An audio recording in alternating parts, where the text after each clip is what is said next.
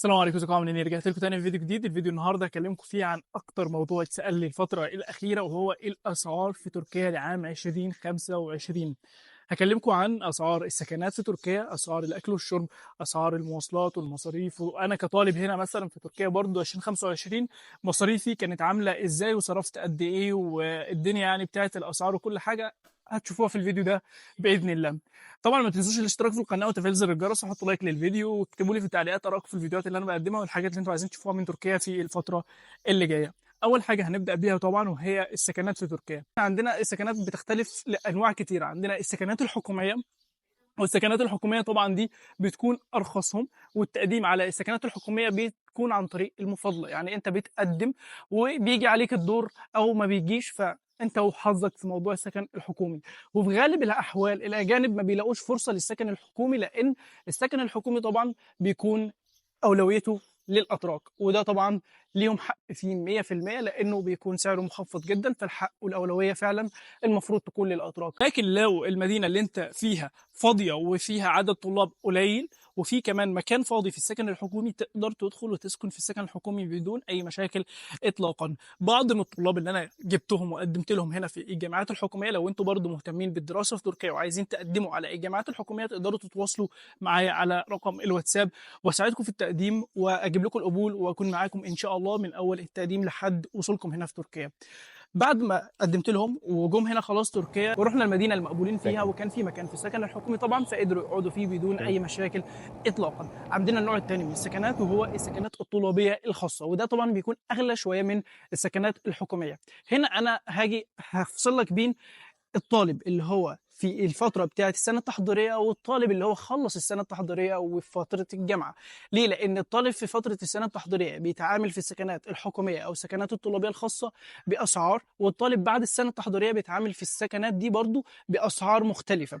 لو أنت طالب في السنة التحضيرية، فأنت لو هتقعد في السكن الحكومي على سبيل المثال، لو في مكان أصلا هناك، فأنت هناك بتدفع ضعف الطالب اللي هو مقيد في جامعة، يعني بيدرس تخصص. يعني احنا عندنا مثلا السنه دي الاسعار بتاعه السكنات الحكوميه هي 555 ليره تركيه، ده شامل الاكل والشرب والفواتير وكل حاجه. فانت لو انت في مرحله التومر بتدفع طبعا الضعف، يعني بتدفع 1110 ليره. وطبعا ما بتقدرش تاكل من الاكل بتاع السكن، بتضطر انك تجيب اكل من بره. لكن لو انت طالب في مرحله الجامعه بعد السنه التحضيريه، بتقدر تدفع فقط السعر بتاع السكن بس، وبتقدر تاكل كمان من اكل السكن بدون اي مشاكل خالص. عشان كده برضو السكنات الطلابيه الخاصه برضو بتطبق الموضوع ده. لو انت في مرحله السنه التحضيريه بتضطر انك تدفع سعر السكن كامل. طيب بعد السنه التحضيريه انت بتدفع سعر السكن كامل؟ لا، انت بتدفع سعر السكن كامل، والدوله بترجع لك ممكن في حدود 60% من السعر اللي انت دفعته. على سبيل المثال السكنات الطلابيه الخاصه هنا في تركيا، طبعا في عندنا سكنات كتيره، انا ممكن اذكر لكم مثلا شويه منهم. في عندنا زي سكن الانصار، في عندنا زي سكن اليميايبا، في عندنا زي سكن الاخلاص. دول كلهم سكنات طلابيه خاصه. طبعا بيكون في درس ديني واحد فقط في اخر الاسبوع، ممكن تحضره وممكن ما تحضرهوش، ده بيرجع لك انت. لكن السكن طبعا بيكون شامل الاكل والشرب والمصاريف وكل حاجه انت عايزها في السكن موجوده، انترنت سريع. انا سكنت في السكنات دي، سكنات ممتازه جدا جدا. طيب السكنات دي الاسعار بتاعتها للسنه اللي هي 2025 طبعا 11,000 ليره تركيه للغرفه الفرديه، و8000 ليره تركيه للغرفه الثلاثيه والرباعيه. لو انت طالب في السنه التحضيريه طبعا، فانت بتدفع ال 8000 ليره كلها لو انت هتقعد في غرفه ثلاثيه او رباعيه. لو انت طالب بعد السنه التحضيريه بتدفع ال 8000 ليره لو انت في غرفه ثلاثيه او رباعيه، والدوله بترجع لك 5700 ليره من سعر السكن. وده طبعا كله بيكون شامل الاكل والشرب وكل حاجه. يعني انت في النهايه لو انت بعد السنه التحضيريه، السعر ده بيصفى عليك في حدود 2300 ليره تركيه. 2300 ليره تركيه سكن طلابي خاص شامل الاكل والشرب والمصاريف والفواتير وكل حاجه انت محتاجها في السكن. عندنا النوع الثالث من السكنات، وهو السكن الديني، وده طبعا مش كل الناس بتستحمله، لان السكن الديني بيكون له قيود دينيه طبعا، انها لازم تصلي معاهم في صلاه الفجر، وتحضر معاهم كمان الذكر بعد صلاه الفجر لحد الصبح. وطبعا السكنات دي بيغلب عليها الطابع الصوفي، فلو انت برضو راجل محافظ في الدين شويه وسني يعني وكده، فالموضوع هيكون صعب بالنسبه لك شويه، لانهم هتلاقي عندهم شويه عقائد كده وافكار مختلفه عننا، فممكن الموضوع ده يضايقك. وبرده يعني ما بيدوش اعذار للطلاب اللي هم عندهم امتحانات، او الطلاب اللي هم عندهم مواعيد وملتزمين بيها ولازم يطلعوا وكده، فما بيدوش اعذار وممكن يطردوك من السكن. السكن ده طبعا هو ارخص سكن فيهم كلهم، لان انت في السنه كلها ممكن تدفع 10000 ليره بس وتقعد. وعندهم كمان الاكل، يعني بص انا ما اقولكش، يعني عندهم احلى اكل اصلا في كل السكنات دي كلها، لان هو السكن اصلا مدعوم من الاوقاف التركيه، ومدعوم كمان من الدعاة هنا اللي في تركيا والاعمال الخيريه والحاجات دي كلها، فبيعملوا اكل مشايخ كده ايه، يعني حلو على الاخر خالص خالص. فعشان كده لو انت ما عندكش مشكله في موضوع الالتزام بالدين والمواعيد والحاجات بتاعتهم دي، فاقعد فيه طبعا، هيوفر عليك كتير جدا جدا. السكنات اللي انا قلتها دي كلها متوفره ومتاحه في كل مدن تركيا، يعني ما تقلقش مثلا ما فيش مدينه هتروحها مش هتلاقي فيها السكن ده. عندنا النوع الرابع من السكنات، وهو انك تاخد شقه مثلا لوحدك او مع صحابك. لكن بشكل عام اسعار الشقق هنا في تركيا في اي مدينه في المتوسط ما بتقلش عن 8000 ليره تركيه، ده ايجار فقط، ده غير الفواتير وغير المصاريف بتاعتك جوه السكن. يعني كل السكنات اللي انا قلتها لك اصلا انت الاكل والشرب عليهم، فانت ما بتدفعش حاجه تانية. لكن السكن في غرفه مثلا او شقه مثلا مع اصحابك، لا، فالاكل عليك وكل حاجه عليك، فمصاريفك بتتراوح في حدود رينج مثلا من 10 ل 12 الف ليره تركيه في الشهر لو انت هتقعد في شقه. عن تجربتي انا مثلا، انا لما كنت قاعد في السكنات الطلابيه الخاصه، من ضمنهم اللي هو السكن، انا ما عنديش مشكله ان اقول اسماء السكنات يعني عشان برضو انتوا تستفيدوا. السكن اللي انا كنت قاعد فيه كان سكن الانصار طبعا. السكن كان ممتاز جدا، ما كانش فيه اي مشكله خالص. كنت بدفع فيه وقتها في غرفه فرديه 1500 ليره فقط، ده بعد دعم الدوله وبعد كل حاجه. ف 1500 ليره تركيه انا حرفيا ممكن ما كنتش بصرف عليه حاجه كتيره يعني.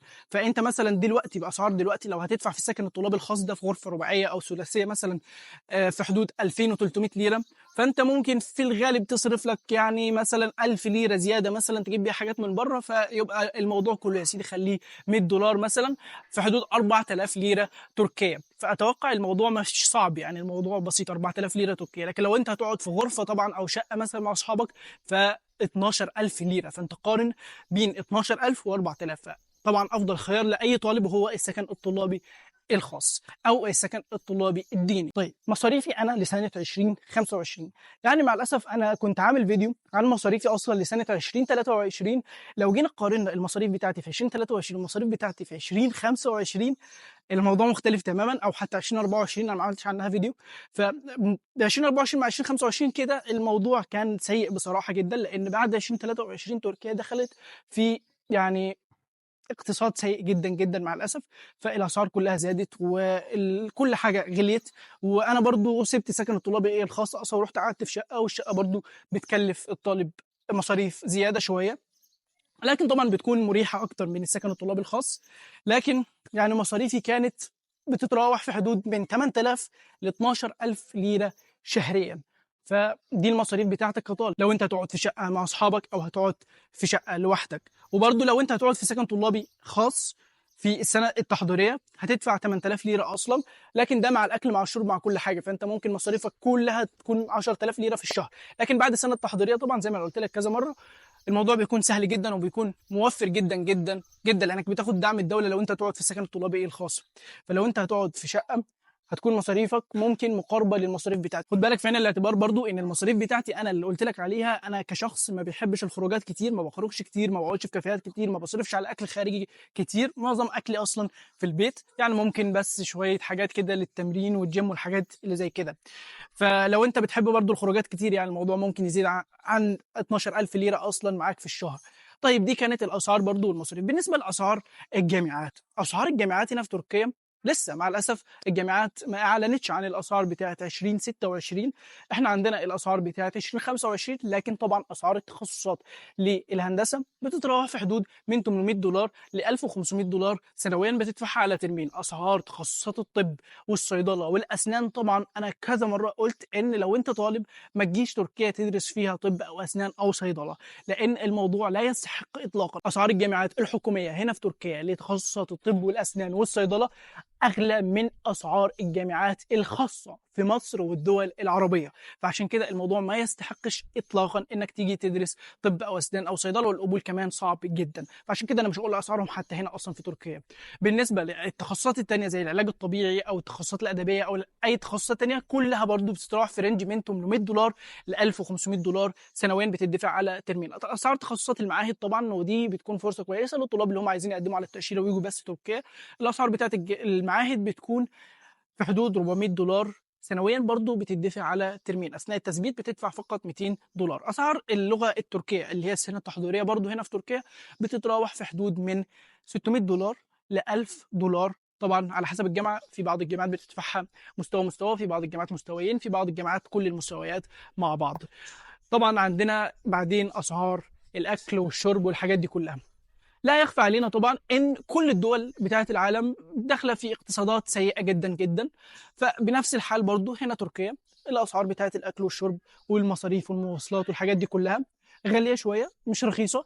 الاكل مثلا هنا انت لو هتجيب واحد شاورما هنا مثلا هيكلفك في حدود ممكن يعني 160 ليره تركيه. طبعا سعر غالي، يعني ممكن نقول مثلا في الدولار دلوقتي ب 40 ليره اصلا، فيعني ممكن في حدود $4. طبعا السعر مش ارخص حاجه. لو انت مثلا كيلو الفراخ هنا مثلا عامل كام؟ كيلو الفراخ هنا عامل 92 ليره، انا بجيبه طيب دايما بخصم، طبعا بجيبه ب 70 ليره. الفراخ المجمده مثلا سعرها برضو 70 ليره. عامل اسعار مش ارخص حاجه طبعا. لكن لو هقول لك المصاريف بتاعتي اليوميه مثلا لو هنحسبها باليوم، فمثلا مواصلات انا عندي 17 ليره رايح و17 ليره راجع، يعني ممكن في حدود 32 ليره مواصلات. كام؟ 32 34 ليره مواصلات. واكل الجامعه هنا ب 30 ليره برضو، فكده 64 ليره. مثلا ممكن الغداء يكلفني 100 ليره، العشاء 100 ليره، فبرضو يعني ممكن في حدود من حدود 300 لحد 500 ليره يوميا. يعني في حدود مثلا ممكن نقول 10 ل $15 يوميا. طبعا انت بقى احسبها شهريا هتبقى عامله معاك ازاي، وكل المصاريف دي طبعا بتختلف من شخص للتاني. دي طبعا كانت الاسعار هنا في تركيا، اسعار السكنات. واهم حاجه طبعا كان جزء السكنات، لانكم كلكم سالتوني عن السكنات برضو. اتمنى يعني ان ما يكونش عندكم مشكله تاني خلاص في السكنات، ويكون فهمتوا السكنات كلها. برضو لو عايزين تفهموا السكنات بتفصيل ادق من كده بكتير جدا، تقدروا تتفرجوا على فيديو السكنات اللي على القناه اصلا. واشوفكم فيديو جديد. ما تنسوش اللايك، وما تنسوش كمان الاشتراك في القناه وتفعيل زر الجرس. واكتبوا لي في التعليقات ارائكم في الفيديوهات اللي انا بقدمها والحاجات اللي انتوا عايزين تشوفوها من تركيا في الفيديوهات الجايه. والسلام عليكم ورحمة الله وبركاته.